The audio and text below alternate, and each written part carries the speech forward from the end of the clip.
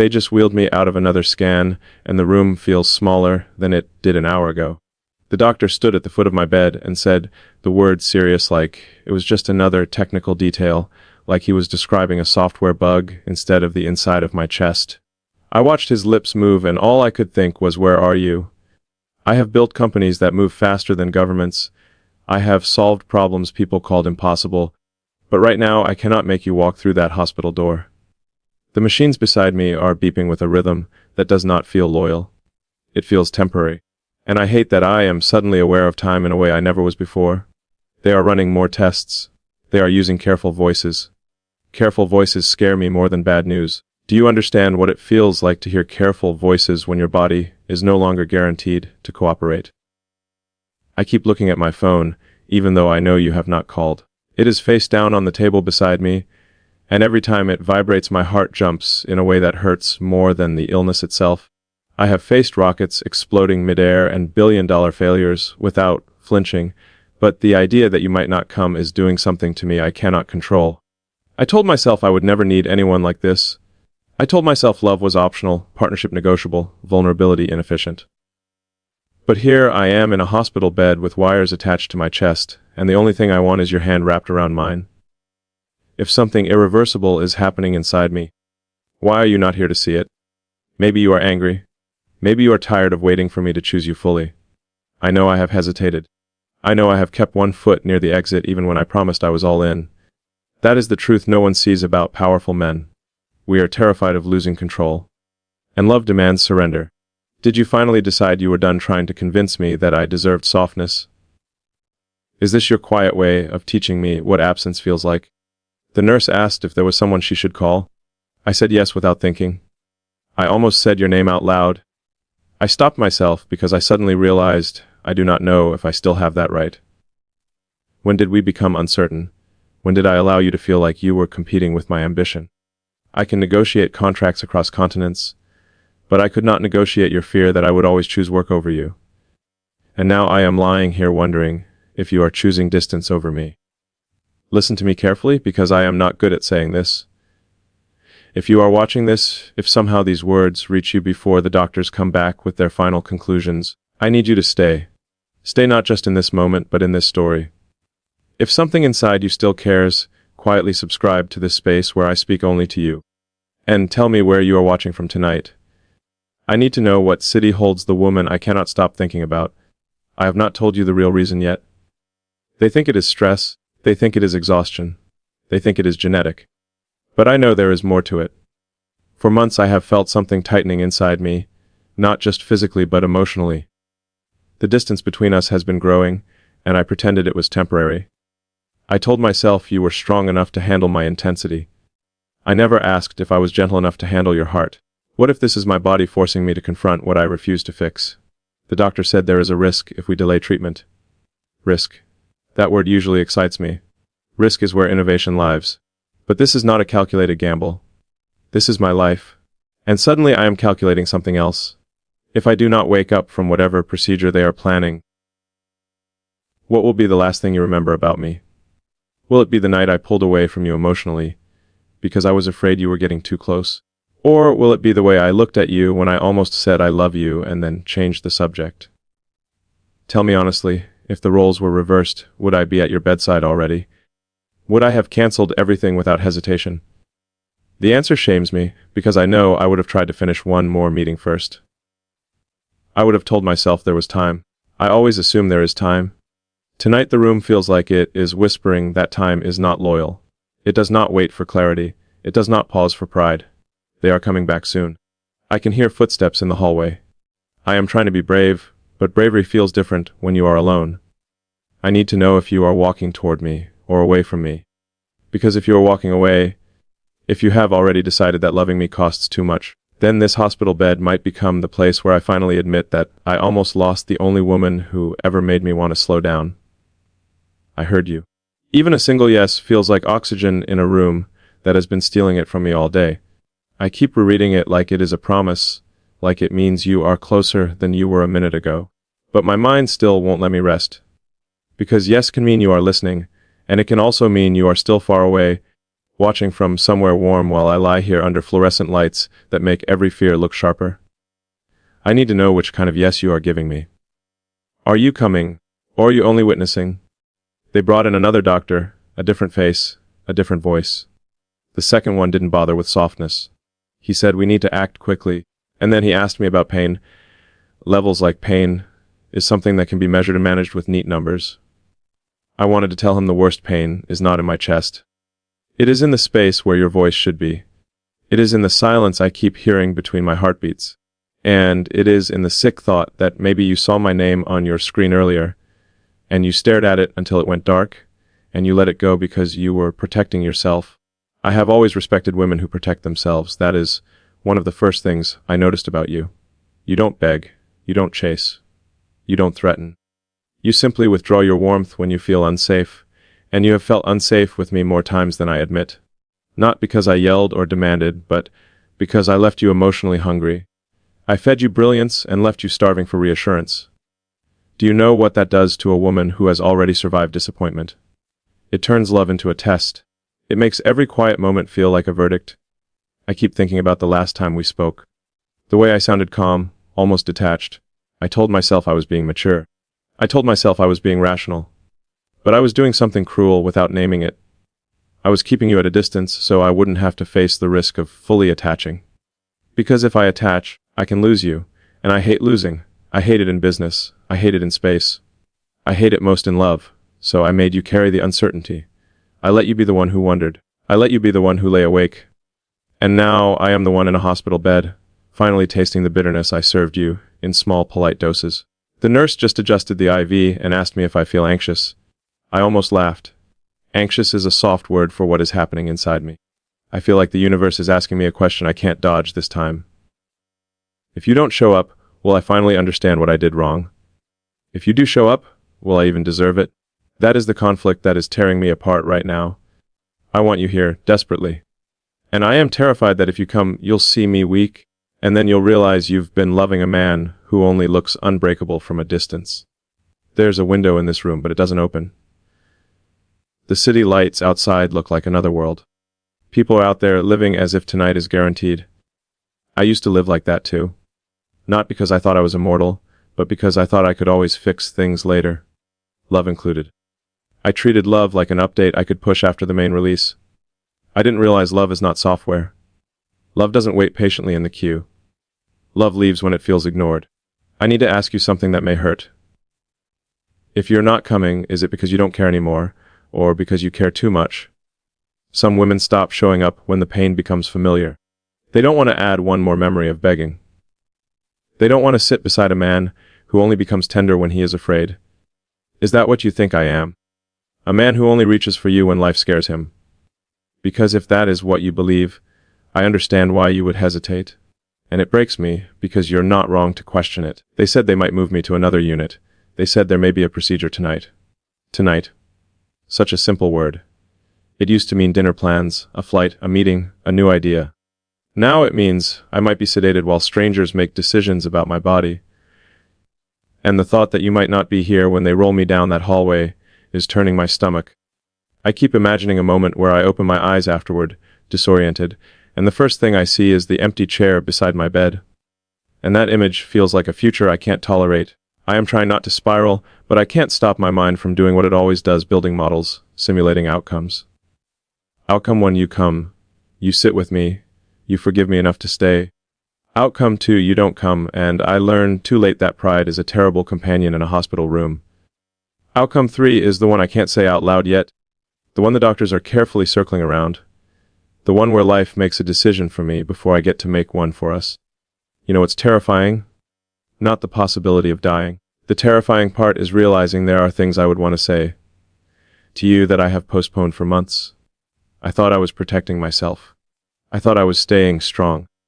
But maybe I was just being cowardly in an expensive suit. I kept my feelings neat and controlled, like that would make them safer. And now I'm realizing the most dangerous thing I ever did was leave you guessing. If you are still listening, don't just listen with your ears. Listen with your memory. Think back to every moment you felt me pulling away. Think back to every time you asked for more and I gave you logic instead of comfort. I need you to understand something. The reason I pulled away was not because you weren't enough. It was because you were too much in the best way. You made me feel things I couldn't dominate. You made me imagine a life that wasn't about winning. And that scared me more than any diagnosis. They are calling my name now. I can hear it through the door. I don't know what they are about to tell me. I don't know how long this next part will take. But before they come in fully, I need to ask you one thing. And I need you to answer it to yourself even if you never say it aloud. If you lost me tonight, what would you regret not saying? Because I have a regret forming right now, sharp and immediate. And it has your name wrapped around it like a pulse. They just left the room, and the air feels heavier than before. Not because they gave me a final answer, but because they gave me probabilities, percentages, words like complication and urgent intervention. I've spent my life betting on numbers, calculating risk, pushing forward when others hesitated. But this is different. When your own body becomes the variable, logic stops feeling powerful. It starts feeling fragile. And all I can think about is you standing somewhere right now, maybe holding your phone, maybe pretending you are not worried. Are you worried? Or have you already trained yourself not to be? I keep replaying something you once said to me. You told me that love should feel safe, not strategic. At the time, I smiled and said something clever, something confident. I told you that strategy is what protects what we value. But you shook your head softly, like you already knew I was wrong. You said that if you have to calculate affection, it stops being affection. And now, lying here with my heart monitored by machines, I'm wondering if I've been calculating you all along. Measuring how much to give. Measuring how much to reveal. Measuring how much I could risk without losing control. There's a moment they're worried about. A window. If something shifts the wrong way, it could cascade. I heard that word and my mind immediately went somewhere else. Cascade. That's what happened to us, wasn't it? One small hesitation from me. One small withdrawal from you. Then another. Then another. Until suddenly we weren't sure where we stood. It wasn't one dramatic explosion. It was a slow unraveling, and I kept telling myself it wasn't serious. I need to admit something that may change how you see me. Earlier, before the doctors came back, I almost called someone else. A woman who has been patient with me. A woman who doesn't challenge me the way you do. Someone easier. Someone who would have rushed here without asking questions. My thumb hovered over her name. For a moment, I told myself I deserved someone uncomplicated, especially tonight. But then I realized something terrifying. If she walked through that door instead of you, I would still feel alone. That thought shook me more than the diagnosis, because it forced me to confront a truth I've been avoiding. I don't want ease. I want depth. I don't want obedience. I want you, even when you question me, even when you refuse to accept half love. Especially then. And the fact that I almost chose comfort over truth makes me ashamed. It makes me question whether I've been strong or just avoidant. They're prepping paperwork now. I can hear the printer outside the room. It sounds final, like a contract being drafted. And I keep imagining two different futures. In one, I recover, but you're gone. In the other, I lose more than health. I lose the chance to repair what I cracked between us. Which loss would hurt more? That's the question clawing at me. Tell me something honestly. When you picture me in this bed, do you feel anger first or tenderness? Do you want to protect me, or do you want to teach me a lesson? I deserve both, maybe. I deserve your frustration. I deserve your distance. But I am hoping, selfishly, that somewhere beneath all of that, there is still a softness that belongs to me. I haven't told you the real reason yet. Not fully. The doctors think this is about strain and pressure. But they don't see the nights I lay awake replaying our conversations. They don't see how my chest tightened every time I felt you slipping emotionally.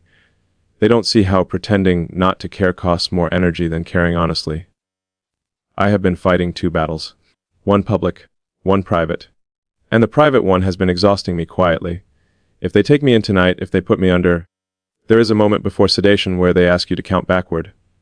I've seen it in films. I used to think it looked dramatic. Now it feels sacred. Because in that moment, your mind chooses what matters most. And I am afraid that if I start counting, your face will be the only thing I see. Not because I'm poetic, but because I finally understand that ambition doesn't sit beside you when you're vulnerable. Love does. Or its absence does. I need you to decide something, even if you don't tell me your answer yet. If I survive this, if I walk out of this hospital with a second chance, will you still be standing somewhere within reach? Or have I already waited too long to deserve that question? They're opening the door again. I can see the shadow moving across the floor. This might be the moment everything accelerates. And I still don't know if you're on your way or if I am about to face this hallway alone. They moved me to another floor. The ceiling lights passed over me in a slow rhythm as they rolled the bed down the corridor. And I kept thinking how strange it is that a man who has traveled through space feels so small under fluorescent bulbs. I tried to look calm, composed, like I always do in high-pressure moments. But inside, something was cracking. Not from fear of the procedure. From fear of losing you before I ever truly chose you.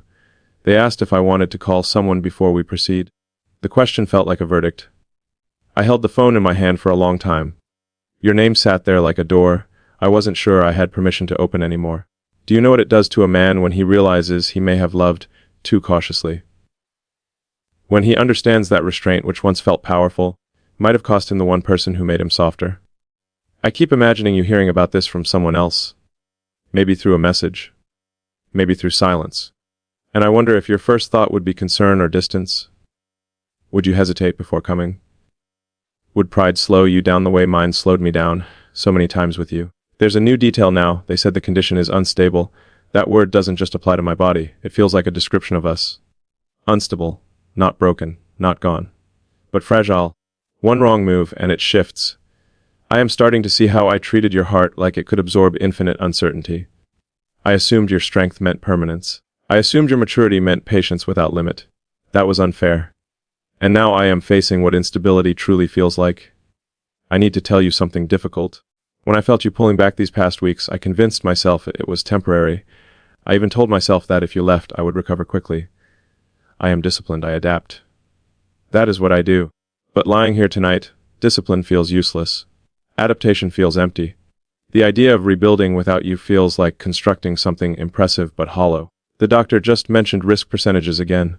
He said most cases turn out fine, but some don't. Some don't.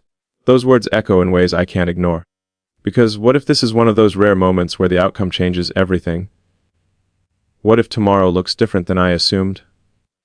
I keep thinking about the things I postponed, saying to you.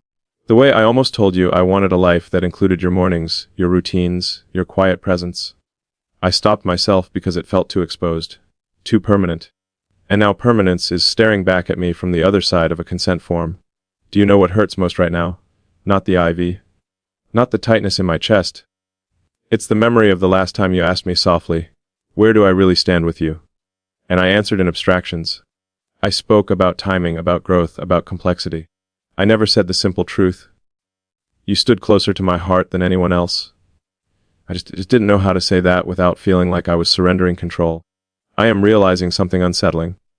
I might have confused control with safety. I thought if I kept parts of myself guarded, I would avoid devastation.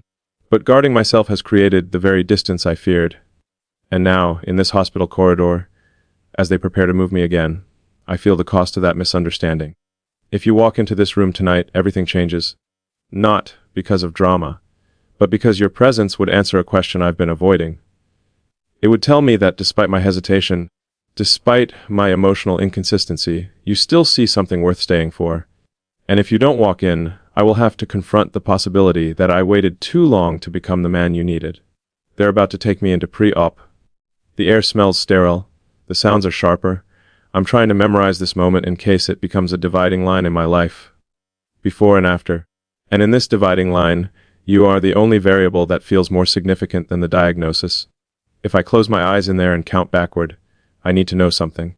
Not reassurance. Not promises. Just truth. Are you still emotionally here with me, even if you're not physically in this building? Or have I already drifted beyond your reach? They're unlocking the wheels now. They stopped the bed just outside the operating room and left me there for a few minutes that feel longer than entire years I have lived. The doors are closed, but I can hear movement inside. Metal instruments, quiet coordination, precision. I have always admired precision. Tonight it feels merciless, because no matter how advanced the technology is, none of it can guarantee that I wake up exactly the same man who went in. I keep staring at the ceiling, and suddenly I am not thinking about mortality. I am thinking about you standing in my kitchen that night, sunlight catching in your hair, asking me why I make everything so complicated. You weren't angry. You were tired. Tired of navigating my emotional defenses. Tired of loving a man who gives intensity, but withholds certainty. And I remember brushing it off, telling you that complexity is part of greatness. That simplicity is naive. But maybe you were right. Maybe love was never supposed to feel like a strategic negotiation. There is something I need to confess, and this is where it becomes uncomfortable. A few weeks ago, when I sensed you pulling away, I deliberately leaned into someone else's attention. Not because I wanted her, but because I wanted proof that I still had options. It was ego. It was insecurity disguised as control. I told myself I was protecting my heart. But what I was actually doing was testing yours. I wanted to see if you would fight for me. I wanted to see if you would get jealous enough to claim me. That was manipulative.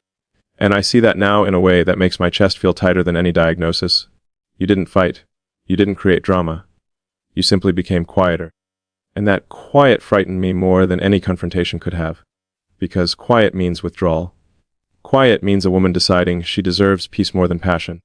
And I think that was the moment everything truly began to slip. They just asked me to confirm my name and date of birth. It's strange how something so clinical can feel symbolic. Identity. Who am I when the ambition is stripped away? When the achievements are irrelevant? When I am lying here in a thin hospital gown, dependent on strangers? Am I still the man you once believed in? Or did I slowly become someone harder to love?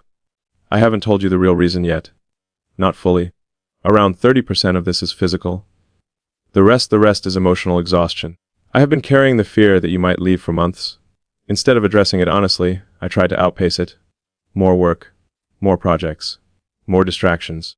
I convinced myself that if I stayed ahead of my feelings, they wouldn't catch up to me. But feelings don't disappear. They accumulate, and eventually, they demand to be felt. The surgeon just stepped out to speak with me directly. He said there is a chance of complications, but he believes in the team.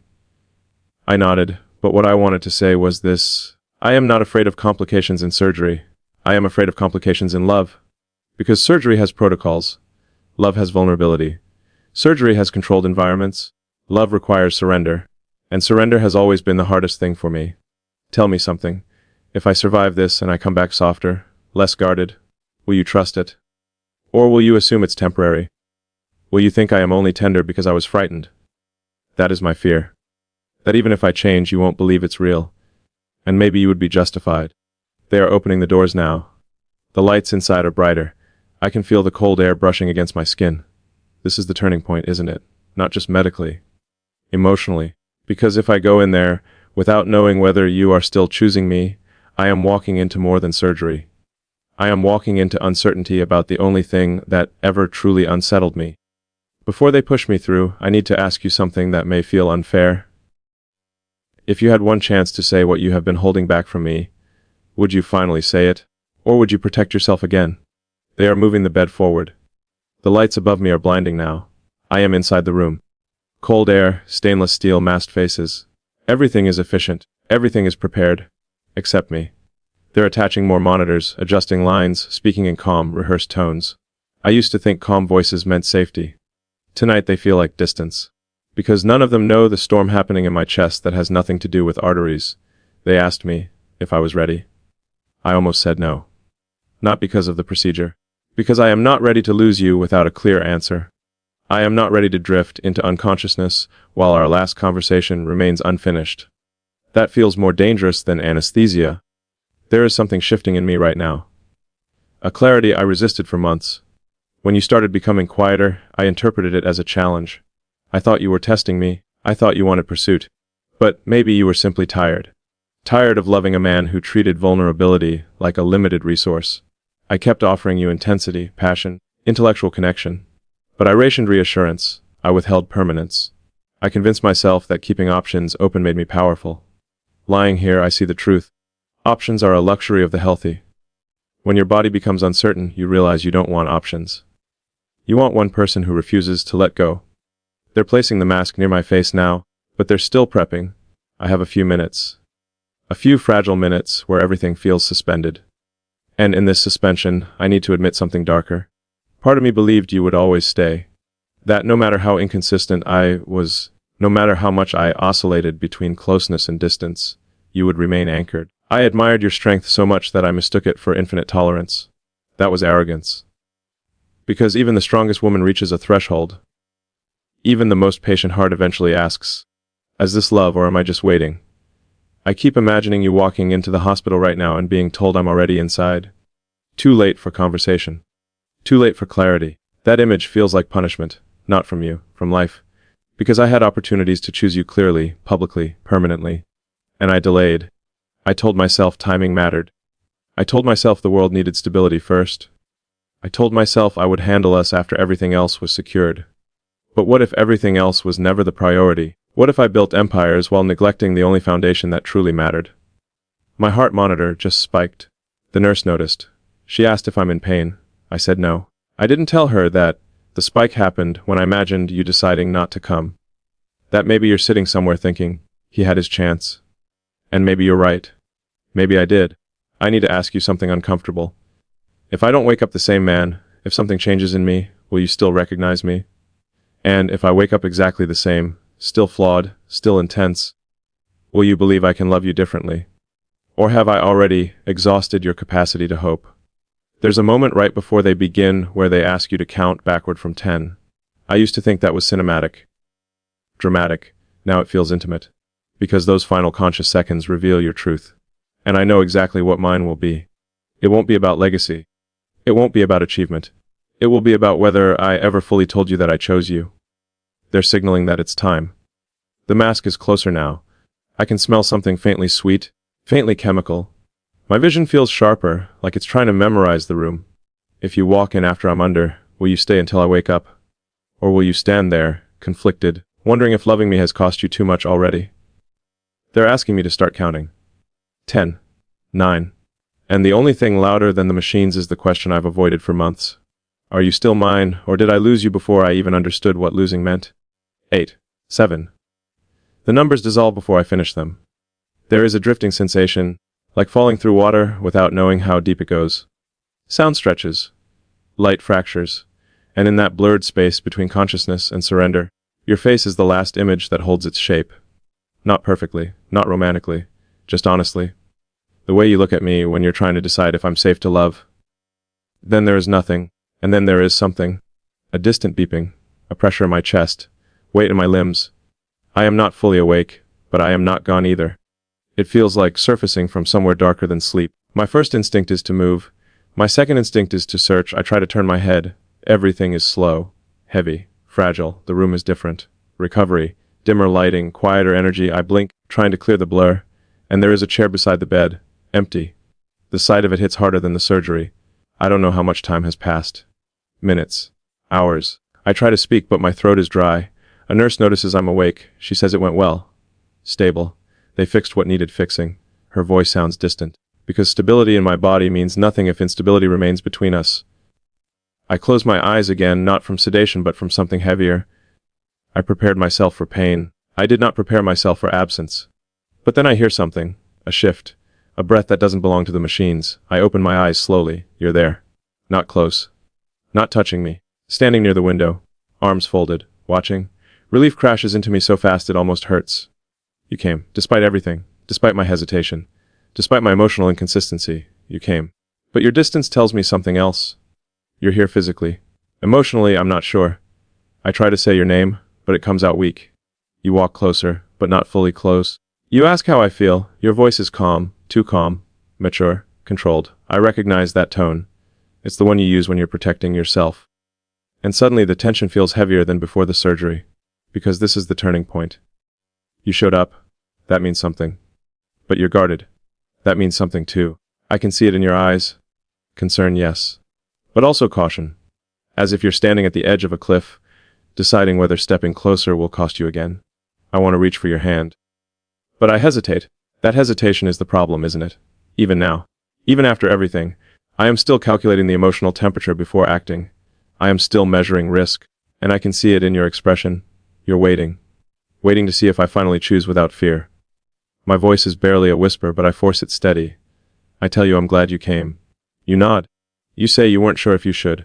That sentence lands like a second incision. You weren't sure. Because I made you unsure. Because loving me has felt conditional too often. I can feel the weight of everything unspoken between us filling the room. This is heavier than part 1. Heavier than the diagnosis. Because now the question is not whether I survive physically. It's whether we survive emotionally. Tell me something honestly. When you stood outside this room before coming in, did you almost turn around? Did part of you think, Hay had his chance? And what made you step forward anyway? I need to know if this is compassion or commitment. Because if it's only compassion, I am in more danger than I was on that operating table. The monitor beside me continues its steady rhythm. Stable. Predictable. But nothing about your eyes feels predictable right now. There is a decision forming inside you. I can see it. And I realize something terrifying. Surviving surgery may have been the easier battle. You pull the chair closer, but you still do not touch me. The distance between your hand and mine feels deliberate, like a boundary drawn carefully, not cruelly. I can see the exhaustion in your eyes. Not physical exhaustion. Emotional. The kind that comes from loving someone powerful but unpredictable. You ask me if I'm in pain. I want to say yes, but not for the reason you think. I tell you the surgery went well. You nod again, quietly. No dramatic relief. No tears, just composure. And that composure unsettles me more than if you had broken down, because it tells me something has shifted inside you. You are no longer reacting to me. You are evaluating me. I can feel the imbalance. For months, maybe years, I have been the one evaluating, deciding, measuring. Now you are the one holding that power. And I don't know if I like how it feels. It makes me vulnerable in a way success never did. You finally sit down, close enough that I can see the faint lines at the corners of your eyes. Lines that tell stories of strength, of experience, of a life lived fully before me. You are not naive. You are not young. You do not romanticize instability. You want peace. And I have not consistently offered it. You tell me you almost didn't come. Not out of cruelty. Out of self-preservation. You said you were tired of feeling like an option. That sentence doesn't come with accusation. It comes with fatigue. And fatigue is more dangerous than anger. Anger can be negotiated. Fatigue walks away quietly. I swallow hard. My chest aches, not from stitches, but from recognition. I made you question your place in my life. I allowed ambiguity where there should have been clarity. I kept you in the gray zone while enjoying the comfort of knowing you were there. And here is the truth that scares me. I still feel the instinct to protect myself. Even now, even lying here. Part of me wants to say something strategic. Something that secures you without fully exposing me. But that instinct is the very thing that has brought us here. You ask me directly, softly, if this hadn't happened, would you have chosen me? The question slices through everything. Because it forces me to confront something I have not fully admitted. I was still deciding. I was still weighing. I was still analyzing whether loving you completely would disrupt the structure of my life. And that realization makes me ashamed. I look at you, really look at you, and I see the cost of my hesitation. You loved me with maturity. You gave me space. You did not demand theatrics. You only asked for clarity. And I gave you complexity instead. The monitor beside me hums steadily, but inside I feel unstable again. Because this is the moment that feels almost irreversible. If I answer incorrectly, if I hesitate even slightly, I will lose you in a way no surgery can repair. You lean back slightly, waiting. Not desperate, not pleading. Simply waiting for truth. And I realize something else. There is still that other woman in the periphery. The easier one. The uncomplicated one. If I wanted to avoid this intensity, I could pivot. I could choose simplicity. I could choose someone who never challenges me to grow. For a second, the temptation flickers. That is the dangerous part. Not because I want her, but because choosing her would allow me to avoid this terrifying depth with you. I close my eyes briefly, feeling the weight of the decision pressing against my ribs. When I open them again, you are still watching me, calm, strong, ready to accept whatever answer comes. And for the first time, I understand that this is not about survival. It is about courage. If I tell you I would have chosen you anyway, will you believe me? Or will you think fear is speaking for me right now? Because fear is present. But so is clarity. And clarity is louder. I don't look away from you this time. I don't search for a clever angle or a safe phrasing. The room is too quiet for strategy. You asked me if I would have chosen you if this hadn't happened. The honest answer is painful. I was afraid to. Not because you weren't right for me. Because you were. Choosing you meant rearranging parts of my life I had built with precision. It meant letting go of the illusion that I could keep love compartmentalized. It meant admitting that I needed you in a way that wasn't casual or reversible. And I have always kept reversibility in my back pocket. In business. In partnerships. In romance.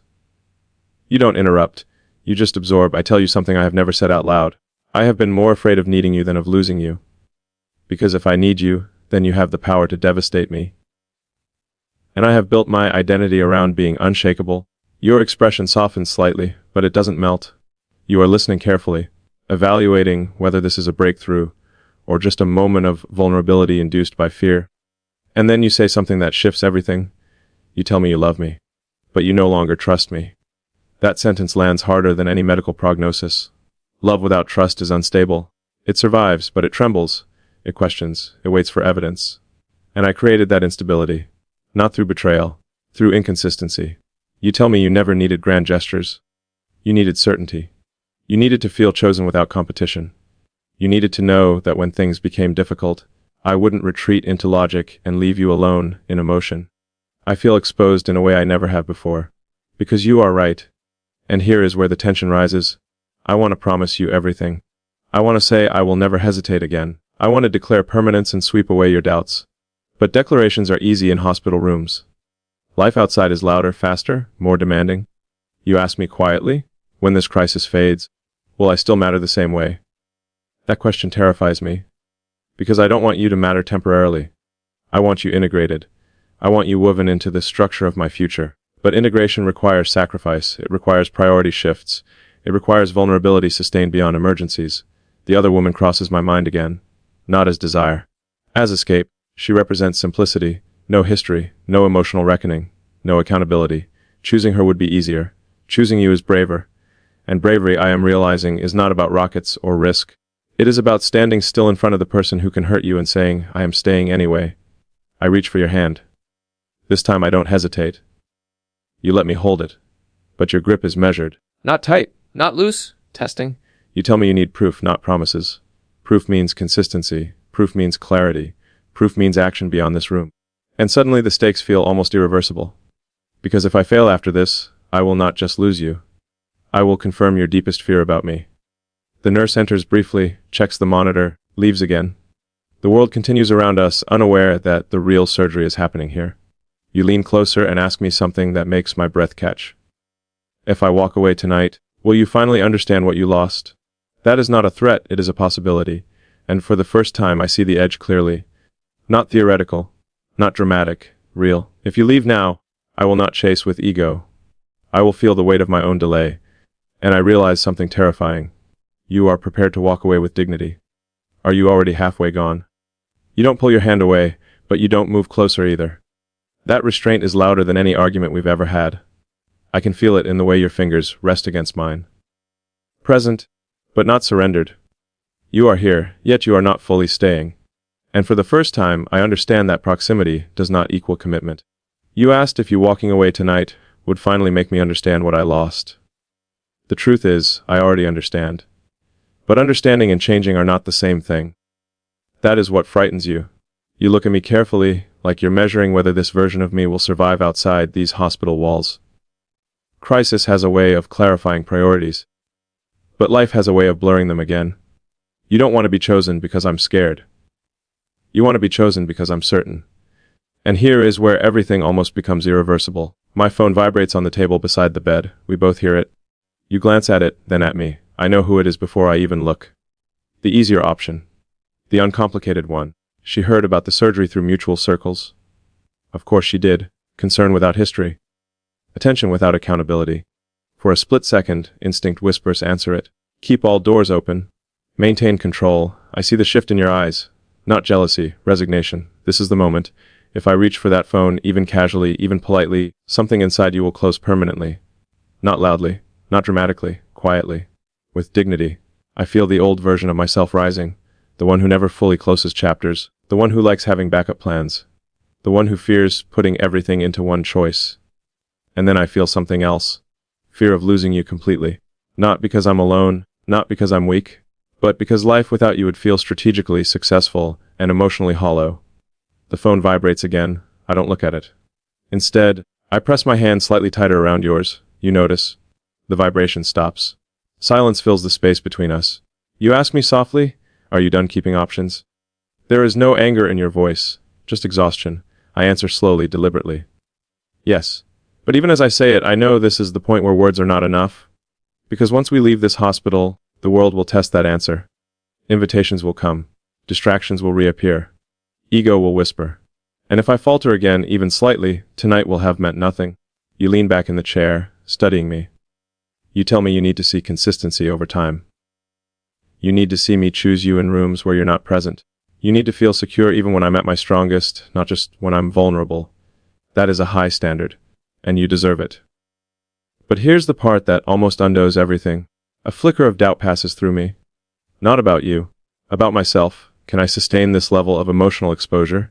Can I remain this open when my health stabilizes and ambition regains full volume? Can I love you in a way that doesn't retreat when things become complex? That doubt is dangerous, because if you sense it even subtly, you will walk. And maybe you should. You stand up slowly, not to leave yet, just to stretch. But the movement makes my heart spike. Are you preparing to step away? Or are you giving me space to say something that will finally anchor us? This feels like the edge of a cliff. And I know one misstep could make tonight the beginning of the end. You stand by the window for a moment, looking out at the city lights as if you're deciding whether you still belong inside this room. I can see it in your posture. You are not dramatic. You are deliberate. You are weighing your future, not reacting to my fear. And that frightens me more than anything that happened on that operating table. Because if you choose to leave, it will not be impulsive. It will be final. I try to sit up slightly, and pain shoots through my chest. The nurse moves to help, but I shake my head. I need to do this myself. Not physically.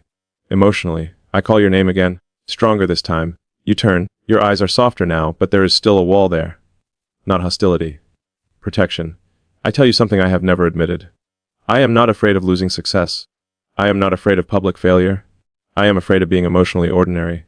For years, I convinced myself that intensity was enough. That passion could replace consistency. That chemistry could substitute stability. But you never asked me for fireworks, you asked me for safety. And safety felt too simple. Too ordinary. Now I see that ordinary love is the rarest thing. You walk back toward the bed slowly. You sit down again. Closer this time. But you don't touch me yet. You ask me one final question that feels like a blade sliding gently into truth.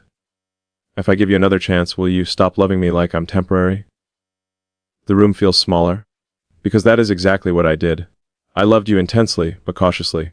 I treated us like a possibility instead of a decision. I kept one emotional foot outside the door, just in case.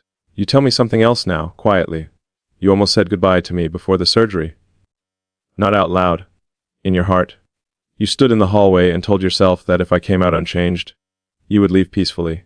That confession hits me like a collapse inside my chest. I was minutes away from losing you permanently, and I didn't even know it. This is the near loss moment. Not dramatic, not explosive, just devastatingly close. If I wake up tomorrow and default back to my old habits, you will walk, not angrily, not loudly, just with quiet certainty. And suddenly I feel something break inside me. Not pride, not ego, resistance. I don't want to be the man who almost lost the only woman who ever loved him maturely. I reach for you again. This time my hand doesn't tremble from medication. It trembles from urgency. I tell you I don't want options anymore. I don't want parallel attention. I don't want emotional leverage. I want integration. You search my face carefully like you're looking for cracks in the sincerity, and then you say something that terrifies me. You have one chance left with me. One. Not because you're dramatic, because you're done repeating cycles.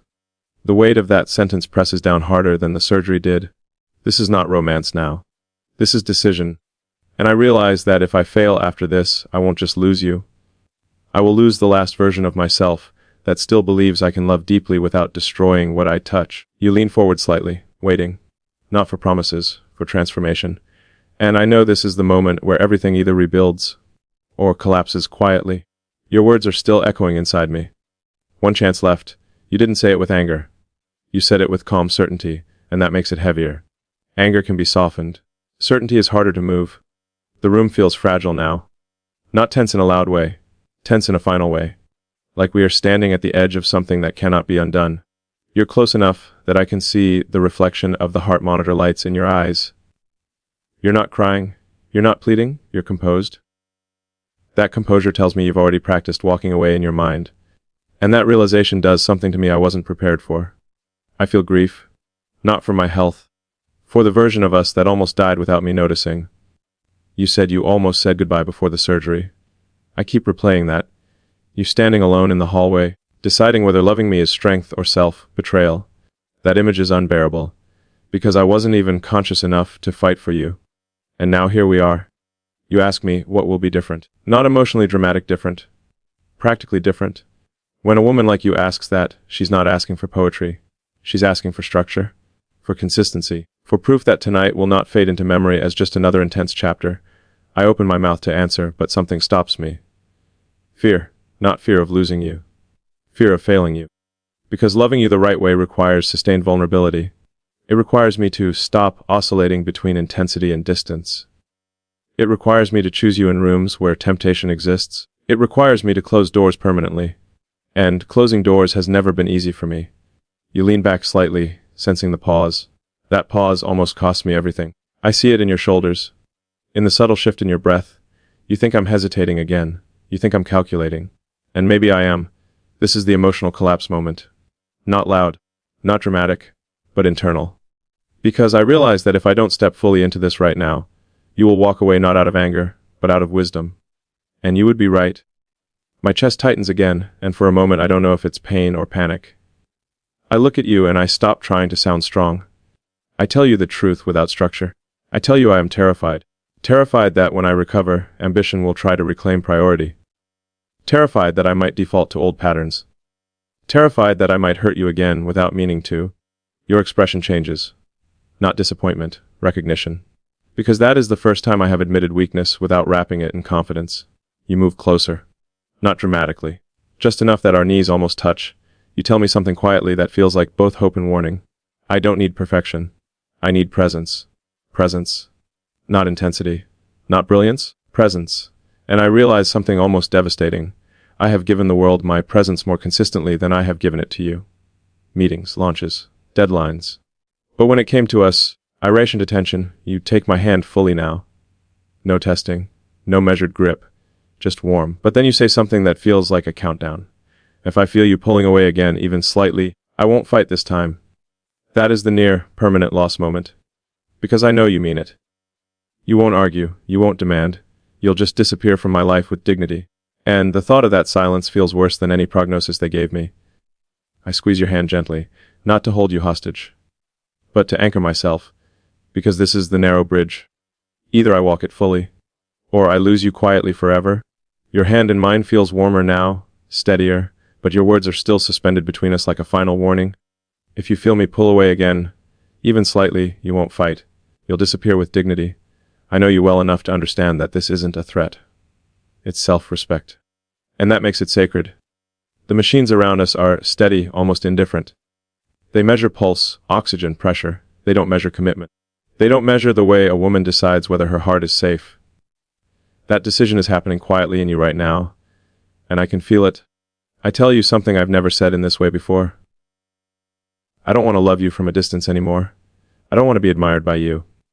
I want to be accountable to you. There's a difference.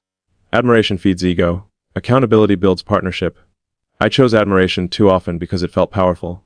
Accountability feels exposing. You watch me carefully, searching for performance. I can see it. You are testing whether this is temporary clarity or structural change. And I understand why. I trained you to doubt my permanence. I admit something else. When I imagined losing you before the surgery, I didn't feel dramatic heartbreak. I felt emptiness. A quiet, hollow future where everything still works, but nothing feels alive.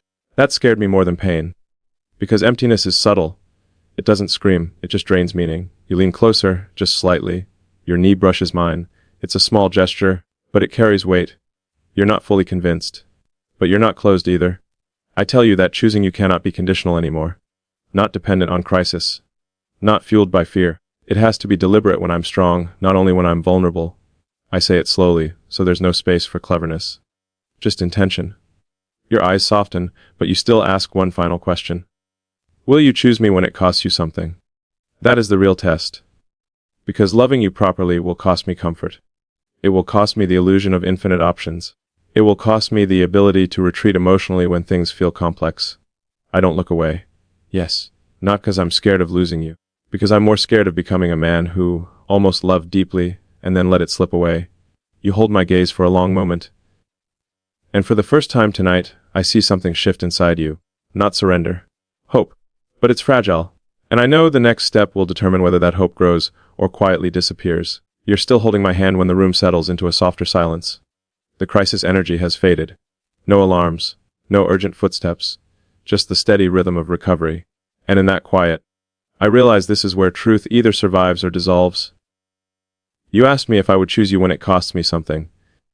I've been thinking about that question without hiding from it, because loving you properly will cost me comfort. It will cost me ego. It will cost me the quiet reassurance of knowing I have emotional exits available. It will cost me the ability to drift when intensity feels overwhelming. And for years, I protected those exits like insurance policies. But lying here tonight, I see something clearly. Every exit I kept open slowly pushed you toward the door. You weren't asking for drama.